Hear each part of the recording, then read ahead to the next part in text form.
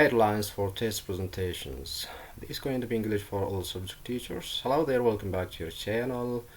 I'm Zenebe Hailu, and I'm here today to share with you some acceptable guidelines for test presentation at any higher institution, educational institution. If you are new, don't forget to hit up that like button and subscribe to our channel. So in this video lesson, I'm going to share with you guidelines which provides you a consistent layout for thesis presentation, and I'm going to give you 3 pointers, specifically the presentation guidelines, basics about concepts, and basics about how you can organize your presentation. So I hope this video will be helpful to you. So let's hit it.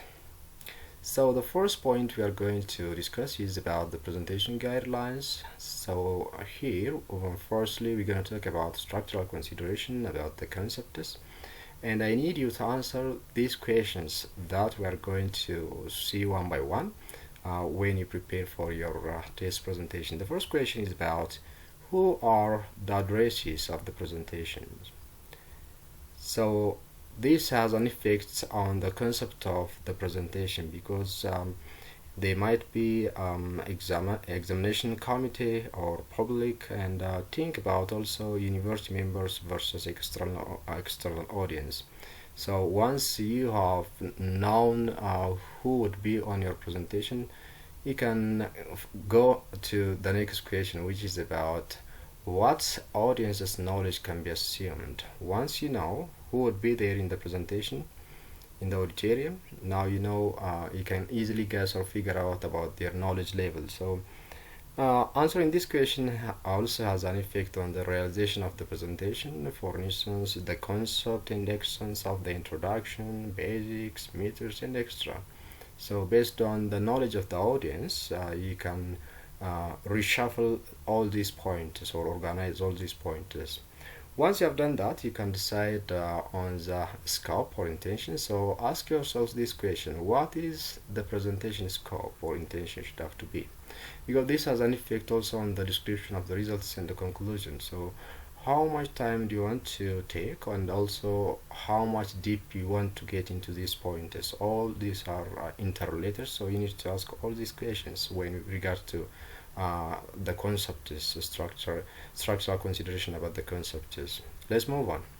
Next, this is the question. Fourthly, you need to ask yourself, what is the focus of the presentation? I can say that it's ideally defined before the concept is designed. So you need to ask yourself this question, and then decide on the next pointers about the concept designing, etc. So the focus is the heart of your presentation. So that's why you need to answer this question: why do you want to make this presentation? Ask yourself this easy question. And then you need also to consider the recommended elements in the presentation. You need to focus on the recommended elements of the thesis to be presented, because most higher institutions or universities or colleges, they have some kind of guidelines which may help their students to organize their presentation. So based on that guideline, you can organize your material, your presentation, and also you may ask your advisors for help, so that you can focus on the main pointers, basic pointers that you need to present on that test presentation or defense. Well, secondly, we are going to see the elements, structural recommendations that I'm going to give you about the elements of the presentation. That means, so we start with introduction as usual. This presentation has got 3 parts. So the first part would be introduction, and it approximately take 10 up to 20% of the whole presentation. And the question you ask here is, or the question that you are going to answer here is that what? That means you need to provide firstly TOC or table of contents, or you can say presentation outline. So this helps your audience to follow you. They know the track you are going on during the presentation. It also guides you, so put it in one slide and then move to explaining motivation for the thesis. This also takes 1 or maximum 2 slides, and finally get the audience attention and then introduce the topic of your thesis or your research paper. This is the introductory part, and next you are going to go to the body part, which you are required to give background in results, and this is the heart of your presentation. Approximately it takes 60 up to 80% of the whole presentation, and here you answer two questions: why and how. The audience wants to know these answers about your thesis. So this is how you can do it. First, you describe the problem, including the scope of the research or the thesis, and then describe the basics. So when you describe the basics, you may include definitions, methods, and approach, all these pointers. For instance, let's take this example. So development of a model, which is prototype as a method, and then what approach you have used is validation of a model or hypothesis. So this kind of is just an example. So based on your thesis focus area, you can include all these points I've mentioned. And then you need to define crucial aspects or questions of the project, what happened and what you have done, all the pointers that you need to discuss over there, the main pointers. And then you need to arrange complex data in tables and figures, because this will help the audience to digest your information easily. Then comes the third part, which is the closure. So the first thing is about summary and outlook, and approximately it takes 10 up to 20% of the whole presentation. So again, here you answer the question what, or you can say so what. They have heard you a lot, so what? So just summarize in one or just 1 to 3 slides covering the main pointers, fundamentals that you have discussed, and then closing slides are the most memorized slides by the audience. So you need to be brief, neat, and yeah, it should feel like closing. Your main pointers can be included here. And once you have finished that, you can go to acknowledgement to send the questions. You may thank your thanks may go to the audience and any people that is in there. Maybe example, for instance, supervisor or supervisors, other supporting persons or people which might be professional or friend, whatever them. Then comes questions. So questions are welcome from the audience. That's how you conclude your presentation. So the questions may be from the audience, as I've said, or from examiners, the attendees, your supervisors, your advisors. All people are here. So just welcome the audience for questions. So these are the three parts when you talk about the structural considerations you need to take into account. Now let's come to the second part, which is the basics of thesis presentations. So we're going to talk here about the conceptual and the presentation delivery guidelines, which I'm going to give you. Firstly, we're going to discuss about the principles of layout. So your slides should have to be clear and consistent through the whole presentation. That means let's get deep into it. The first thing I would say here is that you need to consider professional recommendations.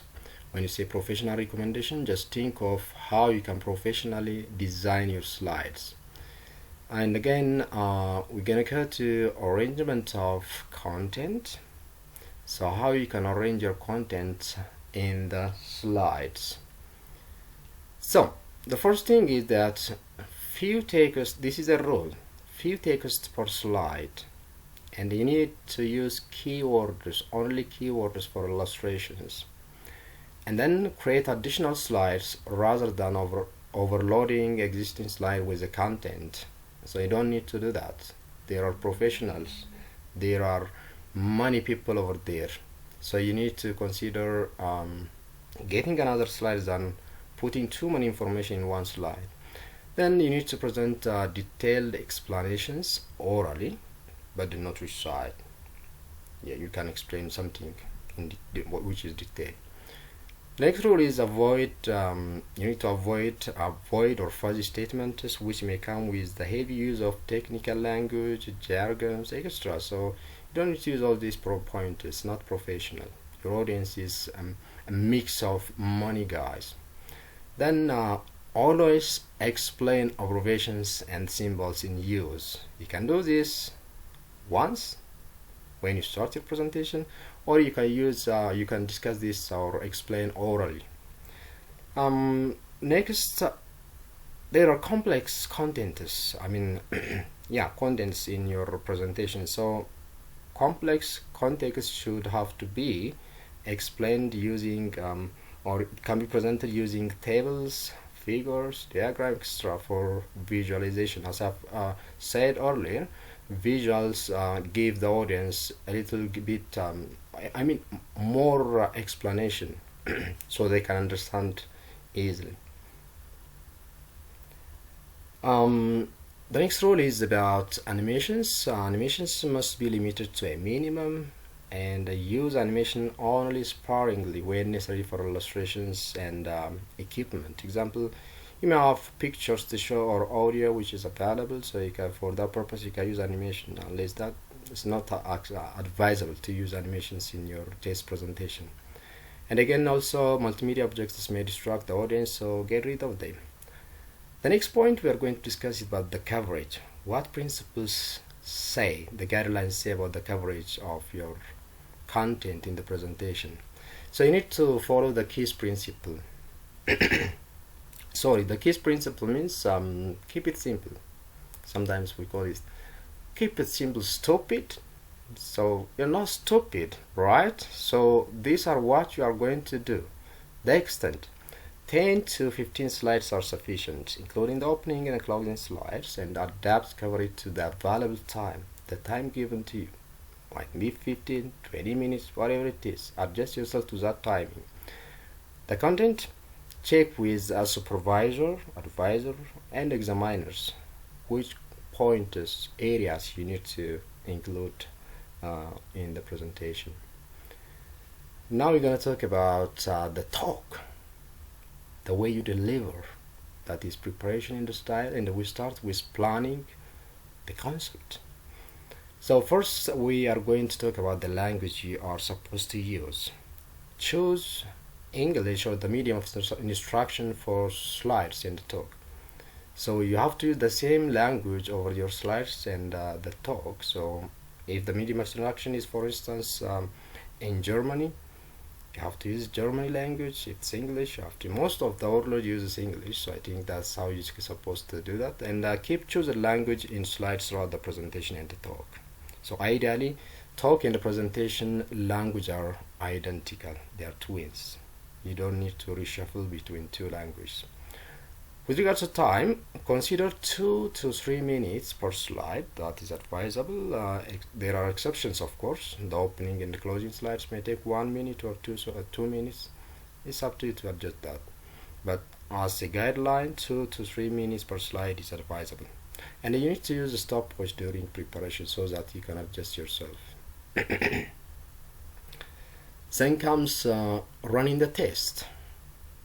So you need to receive feedback and get exercise in rehearsals, and again prepare for possible audiences questions. This will give you some confidence in advance. Check speech time, give them volume, and again there are you need to prepare notes. As I can say, it could be a backup for you. Sometimes you may get lost or the light may gas off, so it's advisable to have notes.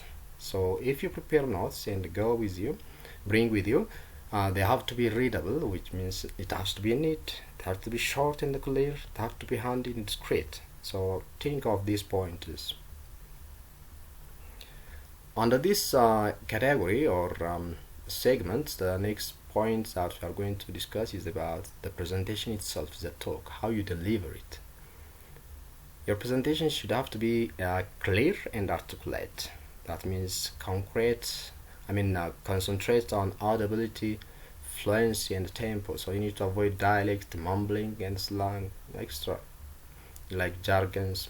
And again, secondly, you need to be calm and flexible. Get used to presentation experiences in private test sessions, work groups, seminars, etc. This will help you to achieve more confidence in your presentation. And third, you need to be clear and precise. Answer questions during the presentation if necessary for understanding. Example like abbreviations or referring to upcoming slides. Whatever you do, you need to be clear and precise in everything. And the last one is you need to be focused and attentive at the same time. Get the audience attention. Maintain it using eye contact and questions, and observe the audience's reaction regularly. This will help you to adjust your presentation to the right track. So these are, I think, the most helpful guidelines that I can give you, and this will take us to the end of our video.